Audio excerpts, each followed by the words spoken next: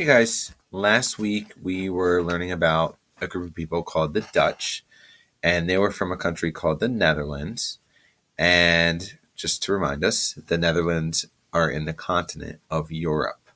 So these Dutch people, they came over in these big ships across the Atlantic Ocean, and when they got here, they were greeted by the Lenape, who were a group of Native Americans, which we learned a lot about, that lived in New Jersey, and some of them even went as far up as New York. Now, when the Dutch got here, they were so surprised by all of the different animals that were here. And at this time, they were really, really short in supply in terms of the animals that they had in the Netherlands because they'd been hunting for so long that a lot of the animals had died out. But fur was still very, very high in demand, meaning that people wanted it. But it was very, very difficult for them to come across because, like I said, all the animals, a lot of them had passed away and had died out. So when they came here and they saw this, they saw these big dollar signs in their head because they knew that if they were able to get these furs back across the ocean, that they were going to be able to make some serious money because the demand was so high and the supply at this time in the Netherlands was very, very low. They did not have a lot of animals. Again, that was supply and demand. So that's where we left off. And in watching my video from last week, I realized that we did not write down the definitions in our packets for demand or supply. So we're going to do that first. So go grab your packet, pause the video, and make sure you have that ready. All right.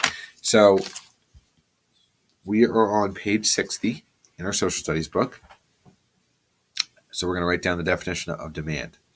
Demand is the need for a good or a product by people willing to pay for it. So write that down. I'll say it again. Demand is the need for a good or product, and product means something that you buy. Same thing with good, something you buy. A good or a product by people willing to pay for it. So something that is very high in demand right now is sanitizing things. So whether it's Clorox, hand sanitizer, toilet paper, paper towels, all of those things are very high in demand. Just like back then, fur was very high in demand. And when something's in demand, the price goes up. Okay? The second word we didn't write down was supply. So supply is the amount of good that is offered for sale. So that just means how much of it is there available. So in the Netherlands, there wasn't a lot of fur, which means the supply was low and the demand was high. When they came here, they were able to see that the supply was very high and they brought all that back with them. All right, so make sure you have those definitions because that's going to be really, really important for you to understand that moving forward. Today, we're going to continue reading on page 60. Up at the top, it says troubles begin. So as I read, same thing as last week, I want you to have your book with me. That's important because you want to be able to know where the words and sentences are when it comes time to answer your questions. So make sure you pause the video. If you don't have your book, go get it. Okay? And follow along. All right. So it says the Lenape lived mostly in peace before the arrival of the Dutch. So they had a very peaceful life. At first, they welcomed the Dutch. You can see this photo here is the Lenape welcoming the Dutch. They weren't, they were a little intimidated, I guess we could say, and a little scared because these people looked very different from anyone they had ever seen before, but they welcomed them. They were very hospitable. There was that word. They treated them very welcoming when they first arrived. So at first they welcomed the Dutch. They traded corn and animal furs. So they would trade, the Lenape would give the Dutch furs and they would also give them corn. Now the Dutch would give them in return different things that the Native Americans might not have. Maybe certain weapons, maybe certain animals, at this time. I know horses were not in the United States at this time, and I don't know if it was the Dutch that brought them over, but another example is some other European groups came and they would trade horses to the Native Americans. So I'm not quite sure what the Dutch gave the Lenape. Doesn't say in our book. But the Lenape traded corn and animal furs for European goods such as steel knives and cloth. So there you go. So the Dutch would give cloth to the Lenape and also steel knives. And the Lenape give them corn and fur. The Lenape taught the Dutch how to use fire to clear the land. So we talked about that in science. Sometimes they'll use fire to clear a really, really big, vast open space for growing crops. They also showed the Dutch how to fish by using traps. So it sounds like their relationship was going really, really well. That only lasted a short time. Eventually, troubles did grow, and tensions grew. So it says, soon trouble began. The Dutch demanded more fur and corn from the Lenape. When they refused, the Lenape refused. That means they said, no, we're done. We've given you too much already. We're not doing it anymore. Dutch soldiers decided to attack a Lenape village. Now, this was at a time when the Lenape, they had not nearly as many intensive weapons as the Dutch had. They had bows and arrows, they had tomahawks and things like that. But the Dutch, this is right at the time when guns were starting to become a thing. And this was a very, very serious thing that the Lenape had never, ever seen before. Dutch soldiers attacked the Lenape village. People on both sides were killed. The fighting lasted for almost 6 years before peace was finally made. So they fought for a very long time. 6 years. Imagine 6 years ago, you guys were what? You would have been, draw a blank.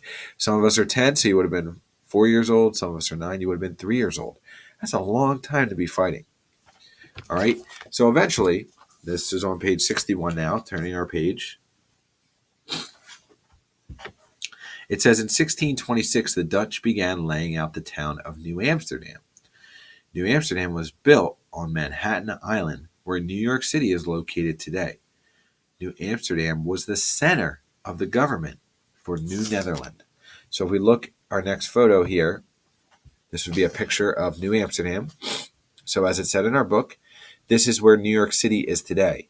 It looked very different when the Dutch started building these houses in New Amsterdam. So they didn't call it New York City, they called it New Amsterdam, which was the capital of where all the important decisions were being made by the Dutch. Now, in the book, it doesn't say who won between the Lenape and the Dutch. The Dutch won. The Dutch ended up winning because they had more fighting power, they had more people, and they had better technology to win in the different fights.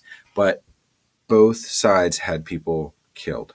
When the Lenape lost, they were forced to move elsewhere to different homes and different settlements in the forest. And then, as you can see, the Dutch took over their land. So this was New York City, which is up right above New Jersey. And this was a very, very big deal because this would later become almost like, New York City is one of the biggest cities on the entire planet. But this was the very beginning of New York City before it was called New York City. At this time, it was just called New Amsterdam. All right. In our book, it says Dutch colonists also bought land west of the Hudson River from the Lenape. They planted wheat and raised livestock in the fertile river valley of the Piedmont region. So we know that from way back when we talked about the Piedmont, that's still up in North Jersey. It's below New York, but it's up above us in Pennsville, way, way far up. It's probably about an hour and a half from here. Dutch colonists brought enslaved people to help work their farms. Slavery is the practice of holding people against their will and forcing them to work without pay. Most of the enslaved people were from Africa. So you can see in your book, there's actually a photo right here. And these people were from the continent of Africa.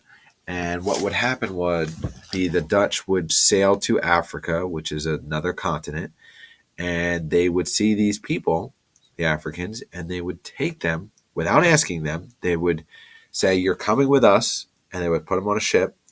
And if they didn't come with them, then there was a consequence for them. It was a very, very disturbing and disgusting thing that was going on when these people were being forced and ripped from their homes and their families. And then when they got here, they would actually be sold to people to work for them.